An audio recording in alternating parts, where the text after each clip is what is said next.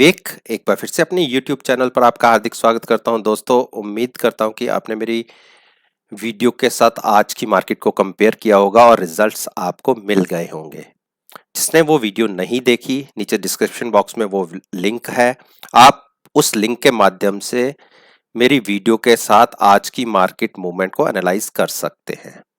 मैं रोज आपके साथ निफ्टी 50, बैंक निफ्टी और इनके कंपोनेंट्स के ऊपर बात करता हूं।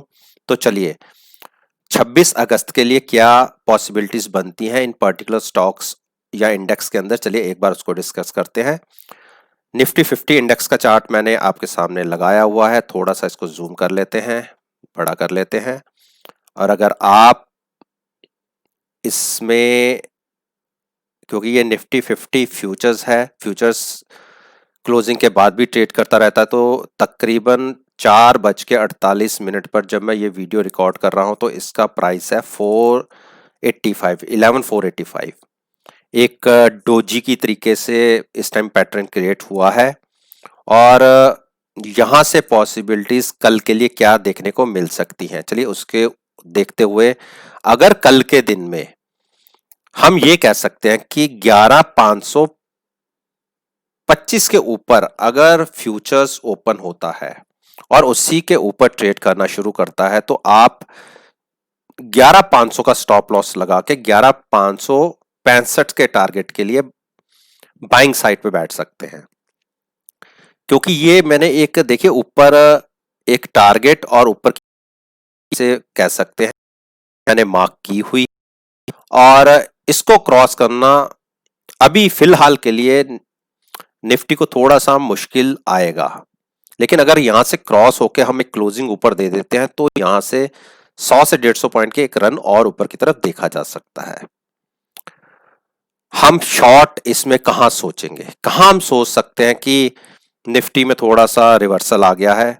अगर 11,400 को ब्रेक करके नीचे ट्रेड करना शुरू करे, 11,300 का 75 भी होल्ड ना कर पाए प्राइस, तो आप ये मानिए कि छोटा सा एक दायरा हमें नीचे की तरफ देखने को मिल सकता है। टारगेट होगा 11,300 के आसपास का।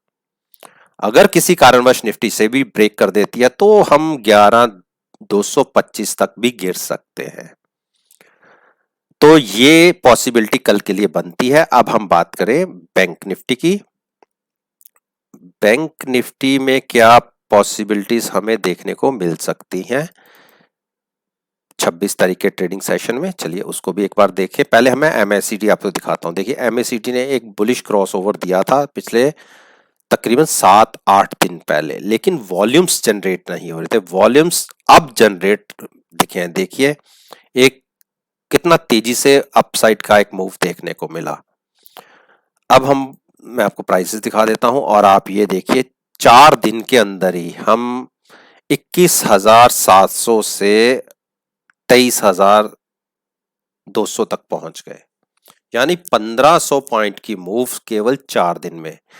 हमारा लो 21,755 का लगा 20 अगस्त को और आज 25 अगस्त को आप देखिए प्राइस 23,142 का भी टच हो गया।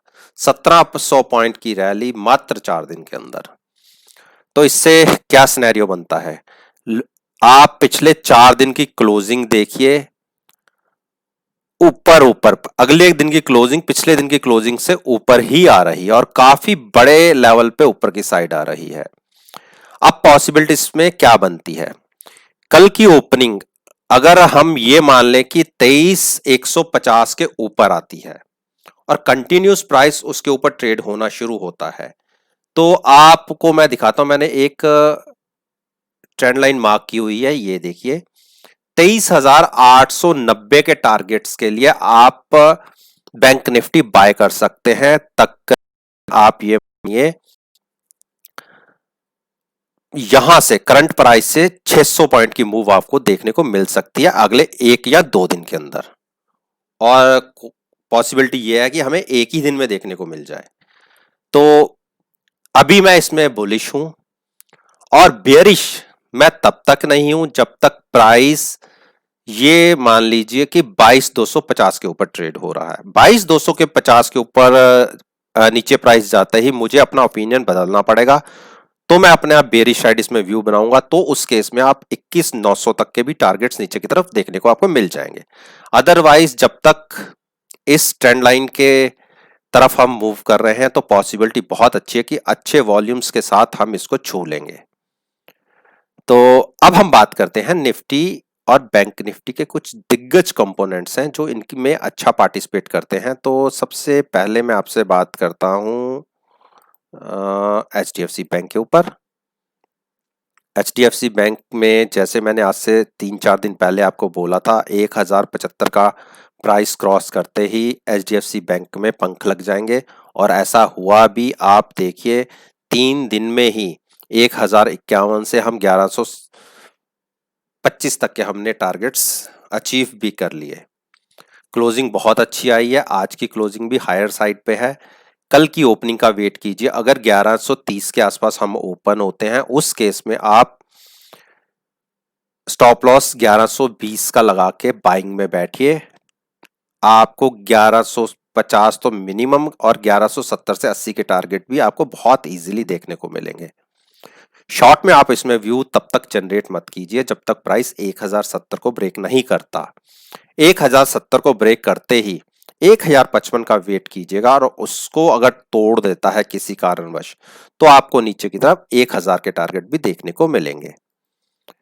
तो अब हम बात करते हैं कोटक महिंद्रा बैंक। अच्छा वेटेज रखता है, और एक नीचे देखिए, यहां देखिए बुलिश क्रॉसओवर मिल गया।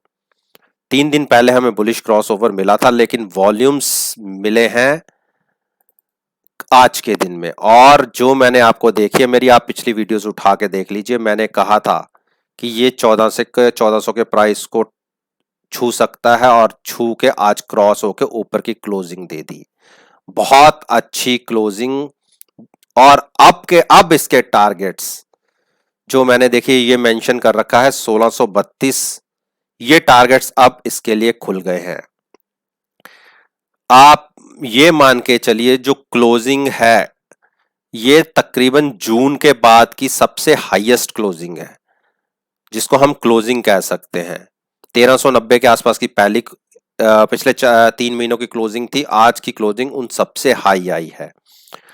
अब हमें ध्यान रखना होगा कि कल अगर हम आज के हाई यानी 1405 के ऊपर ट्रेड करना शुरू करते हैं और ओपन ही उसके ऊपर होते हैं, तो मात्र 5 से 7 रुपए का स्टॉप लॉस लगा के आप बाइंग में बैठिएगा, या थोड़ा सा डीप स्टॉप लॉस लीजिए। 1398 का स्टॉप लॉस लेके आप बाइंग में बैठिए। इमीडिएट टारगेट्स आपको 1425 देखने को मिलेंगे। इसके ऊपर तो मैंने आपको टारगेट्स बता दिए, 1600 तक के टारगेट्स भी आपको देखने को मिल सकते हैं medium to long term. Medium in the sense 1 महीने को मैं मीडियम मानता हूं, और 3 से 4 महीने को थोड़ा सा लॉन्ग टर्म मान सकता हूं। तो उस हिसाब से आपको अच्छे टारगेट्स देखने को मिलेंगे। शॉर्ट के लिए हमें कहां सोचना है, अगर हम किसी कारणवश नीचे की तरफ जाते हैं और 1340 ब्रेक करते हैं उसके बाद ही आप शॉर्ट्स के लिए सोचिएगा, अदरवाइज शॉर्ट की मत सोचिएगा।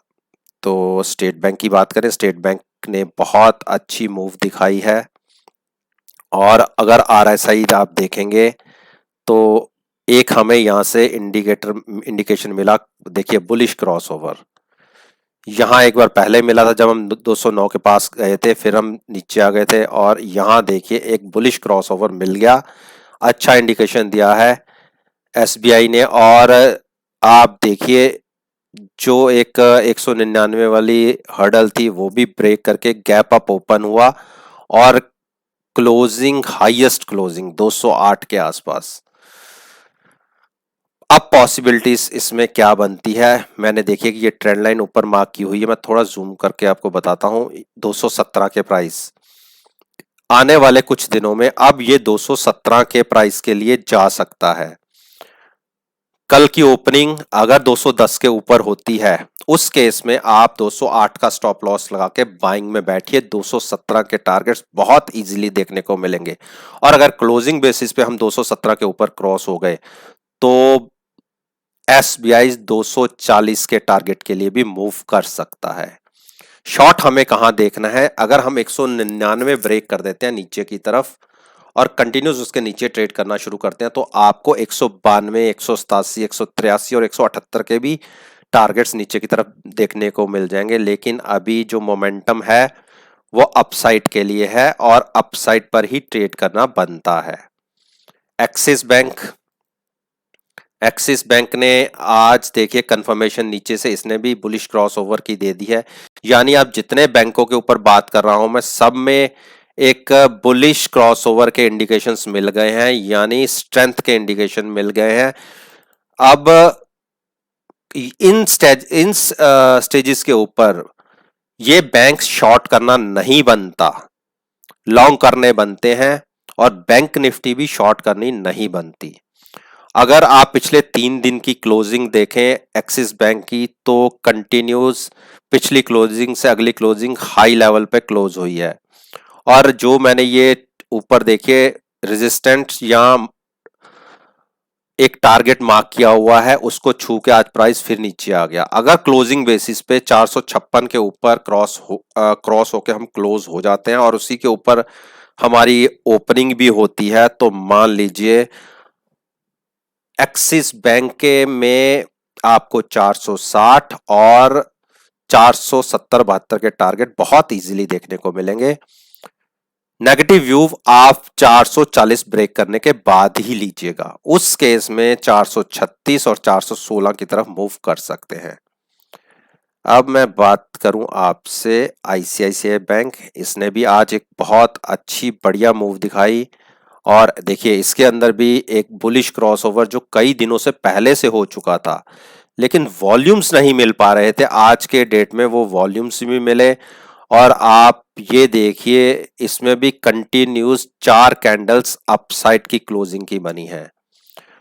अब हम ये कह सकते हैं कि कल अगर हम 390 क्रॉस कर जाते हैं और मूव करना शुरू करते हैं तो आप 395 और 400 के टारगेट्स इजीली अचीव कर लेंगे। तो हम अगर कल की हमारी ओपनिंग इस पर्टिकुलर स्टॉक में 390 के ऊपर आती है ओपनिंग और 10 से 15 मिनट हम इसके ऊपर ट्रेड करना शुरू करते हैं, 5 रुपए का मात्र स्टॉप लॉस लेके आप बाइंग में बैठिए। ऊपर के टारगेट्स 396 टू 400 देखने को मिलेंगे।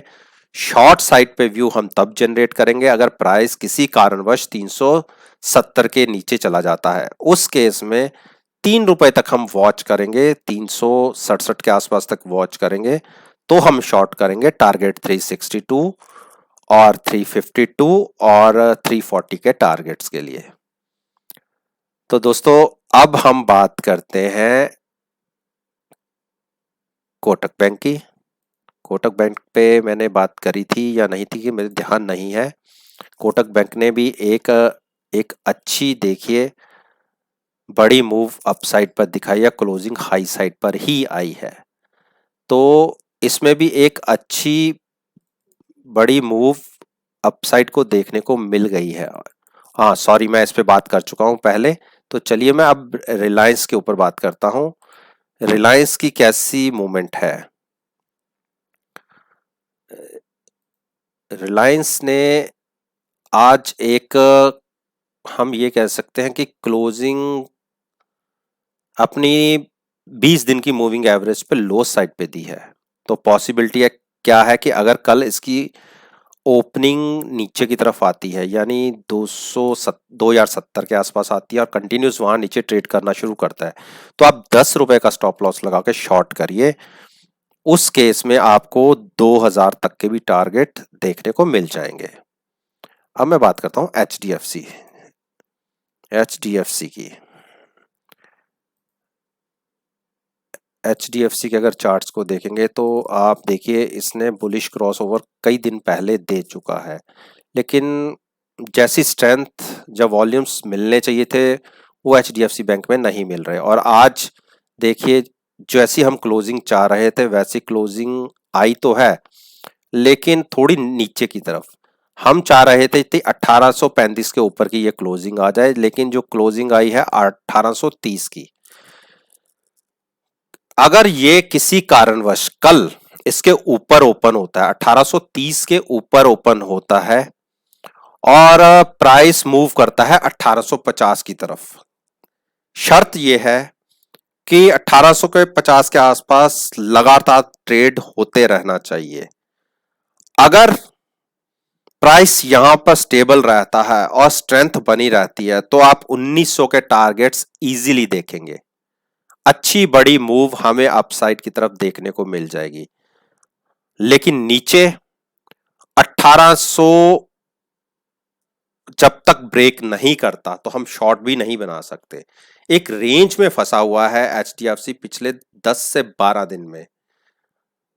रेंज दोनों तरफ इसने ब्रेक करने की कोशिश की है, लेकिन वॉल्यूम्स जनरेट नहीं हुए कि वो रेंज को तोड़ के प्राइस अपसाइड या डाउनसाइड चला जाए। तो एक रेंज बाउंड है, तब तक इसके अंदर है तब तक इसमें ट्रेड नहीं बनता। तो दोस्तों, मैंने आज आपके साथ निफ्टी और बैंक निफ्टी और कुछ दिग्गज शेयरों के ऊपर बात करी है जो इन पर्टिकुलर इंडेक्स के अंदर अच्छी बड़ी वेटेज रखते हैं। और आपसे कहता हूं कि मेरी इस वीडियो को आप चलती हुई मार्केट, कल की मार्केट जो होगी 26 अगस्त की, उसके साथ कंपेयर कीजिएगा इन इंडेक्स को और इन पर्टिकुलर स्टॉक के प्राइसेस को। रिजल्ट्स आप खुद एनालाइज कर लेंगे कि मेरी एक्यूरेसी कितने परसेंट सही है।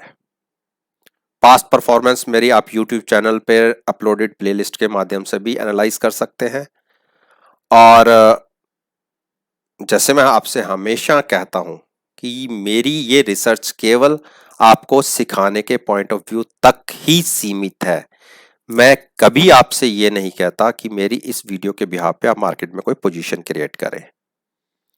वीडियो पसंद आए लाइक कीजिए, शेयर कीजिए और मेरे YouTube चैनल को सब्सक्राइब कीजिए और साथ में बेल आइकन का बटन प्रेस करना मत भूलिएगा।